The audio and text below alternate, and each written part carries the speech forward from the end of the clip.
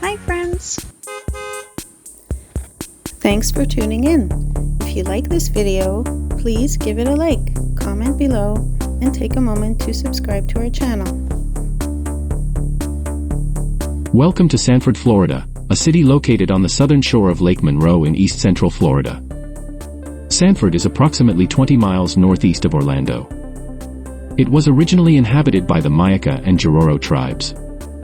In 1836, during the Seminole Wars, the U.S. Army established Camp Monroe here, which was later renamed Fort Mellon. A trading post called Mellonville developed nearby, becoming a distribution point for goods essential to Central Florida's growth.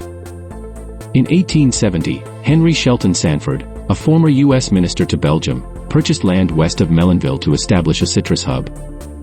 He laid out the community of Sanford, envisioning it as the gateway city to South Florida. Sanford's location on Lake Monroe and the St. Johns River made it a transportation center, especially with the advent of commercial steamboat service. The city became a hub for rail transportation in the 1880s, further boosting its significance in trade. In the late 19th century, Sanford was a major citrus producer. After the Great Freeze of 1894 devastated the citrus industry, farmers diversified into vegetable cultivation, notably celery, earning Sanford the nickname Celery City. Today, Sanford is known for its historic downtown, featuring brick-lined streets, Victorian-era architecture, and a scenic waterfront along Lake Monroe. The city offers a blend of history, culture, and natural beauty, making it a unique destination in Central Florida.